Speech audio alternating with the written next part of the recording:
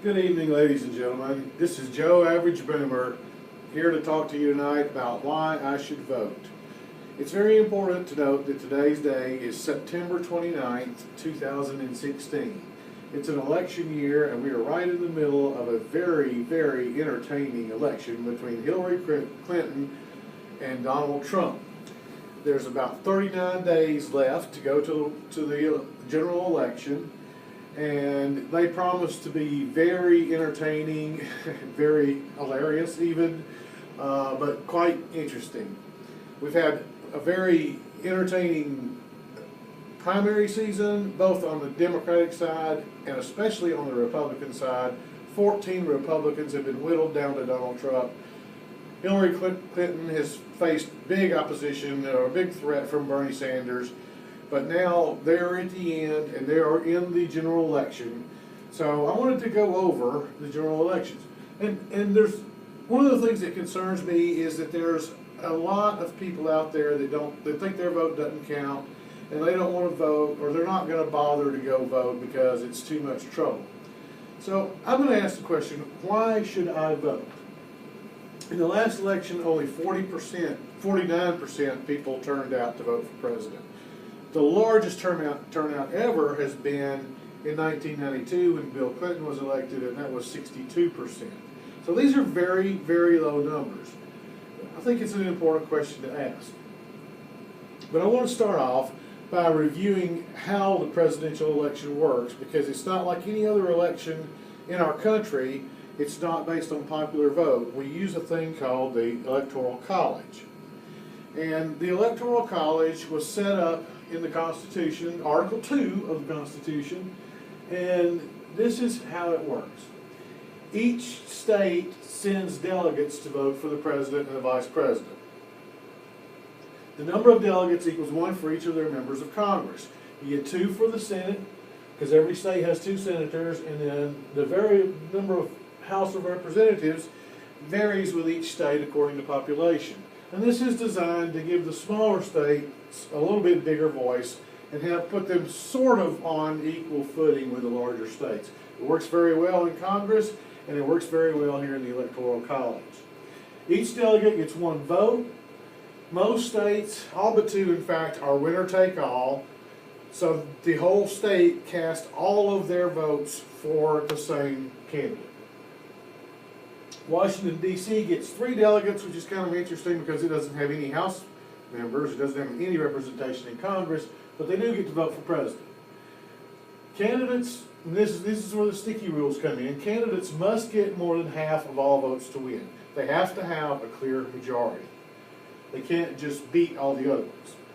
Ties, in the event of a tie, or if everybody has less than half of the available electoral votes, then the election goes to the House of Representatives for a tiebreaker where each state gets one vote.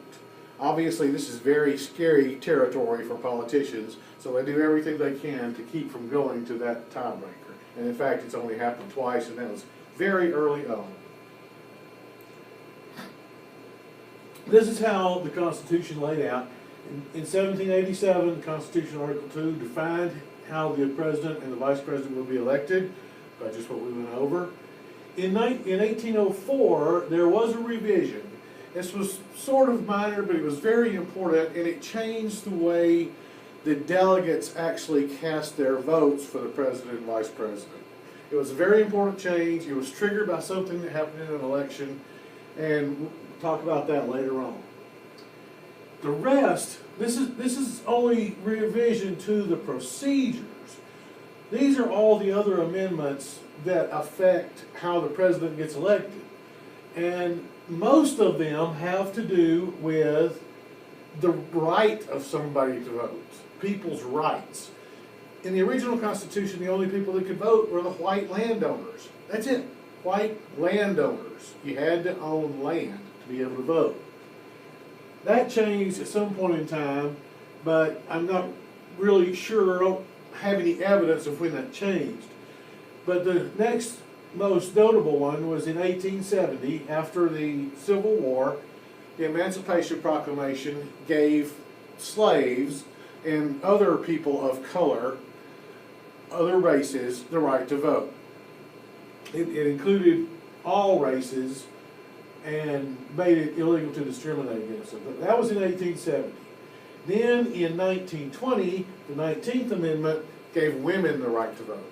How we got away with that one for so long, I have no idea. But that gave women the right to vote. You can see this one had to do with presidential term limits. This is the amendment that gave the District of Columbia their delegates as late as 1961. And then in 1964, the Voting Rights Act, the 24th Amendment, clarified the rights of slaves and other people of color and anybody else, the ability to vote. What was happening here is between the Emancipation Proclamation and the Voting Rights Act, the local governments or local politicians would do all kinds of things to prevent the blacks from voting. And one of those was a poll tax. And so this amendment specifically eliminated the poll tax and basically said you can't do anything to keep people from voting. You have to let everybody vote.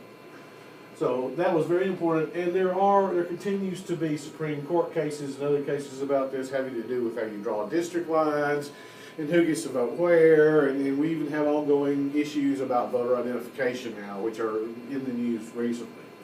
Then the last one, the 1971, the 26th Amendment, changed the voting age from 21 to 18, and that was largely in response to the Vietnam War, because we were sending all our 18-year-olds over there to Vietnam to get shot up and hurt and everything, but yet they couldn't vote. They had to be 21 to vote. So that's been the biggest issue, is who gets to vote since the Electoral College was changed in 1804. So it has survived the test of time, and in fact, it has been tested a few times. These are contentious elections that all challenged the logic behind the Electoral College. And a few of them, these guys won the popular vote, but lost the electoral vote. It's happened 4 times.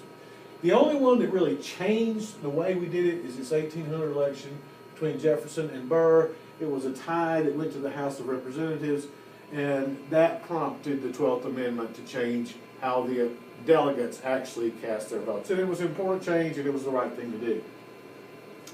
I will talk about these all in another video at a later day. Some memorable elections, the Cleveland and Harrison election. This is the one in between Grover Cleveland's 2 terms. And he lost. He had the popular vote, but lost the electoral votes. This is Kennedy, notable because both of these candidates were very young, and he was the youngest president ever elected. In 2008, of course, Obama got elected. He was the first African American to be elected president. Now this is what the Electoral College map looks like today. And, well, not today, this is 12 years ago. This is 2012. This is the results of the last election. You can see all of the red states went to Romney. The blue states went to Obama. And I put this up here so you can see how many electoral votes each state gets. You see, California gets 55. What a prize. And it usually goes Democratic. Texas goes 38. That's another big prize. Usually votes Republican. New York and Florida come in a close 3rd and 4th. They both have 29. New York almost always goes Democratic. Florida is always a swing state. You really never know how they're going to vote, and they have been very contentious, particularly in the Gore-Bush election of 2000. But it's important to look at that, and so let's look at the map today. Here is the map on September 29th. This is on CNN.com. You can pull it up and you can actually play with if this state goes this way or that way or this way or that way, how were the results. But right now, the dark red are solid Republican. The light red are leaning Republican. The dark blue are solid Democrat. And the light blue are leaning Democrat. And then these 4 yellow states are undecided. They don't know which way they're going to go. They can't tell. And those are going to be the states to watch on election day to see which way they go.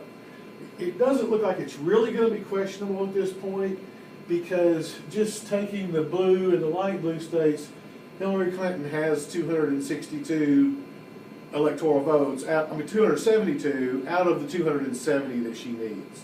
So as long as she doesn't lose any, she's fine. That means Trump is going to have to take these 4 states, plus any other oddball. Well, just those 4 would put him in a tie, basically. He still might lose. He's got to pick up another state somewhere else, one that's leaning Democratic.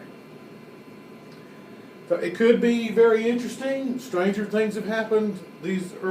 Lots of elections have a very questionable outcome. But then back to the question, why should I vote?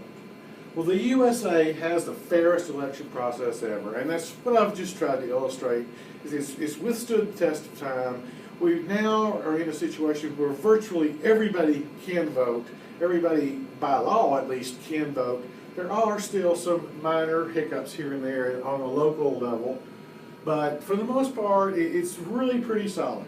There's no other country in the world that has that kind of freedom to vote. It just doesn't exist. It's been evolving for 200 years, like I say. The other issue that I haven't talked about at all, and I'm not going to talk about other than just mentioning it, is that many wars have been fought and a lot of blood has been shed. This is very, very important. I simply don't have time to dig into it. The Revolutionary War, the Civil War, World War I, World War II, even up to the Vietnam War, those have all been instrumental in ensuring our freedom. And so there's a lot of things that have gone into it. And that's things we should be proud of and things that we should welcome the opportunity to vote for such a country. The other things, many other offices are on the ballot. Your House of Representatives get elected every 2 years. Every 2 years they get elected. The senators, a third of the Senate is up for re-election this year. And every other year, a third of the Senate's up for election. So these offices need attention. You need to make sure that you're voting on the right representatives from your state. There's also state and local issues that are on the ballot. Here in my state, we have a lot of amendments that are normally on the ballot because our Constitution requires a constant stream of amendments for some reason. And then the last reason is that the popular vote does influence the president's actions while he's in office. The popular vote affects the president's ability to get things done because the president can't do anything by himself. He has to have Congress to ride along with him. And if he's in a very, very tight popular vote race, he doesn't have much leverage over Congress. However, in a landslide win, somebody like Ronald Reagan who won in a landslide, he can pretty much tell Congress whatever he wants to tell them because they know that their constituents back home are going to be expecting them to do what Ronald Reagan wanted them to do. So from that standpoint, even though popular vote doesn't actually count toward electing the president, it still strongly influences all the lawmakers while they're in office, after they've been elected, the president and congressmen, and it keeps them on their toes and trying to do what the people really want.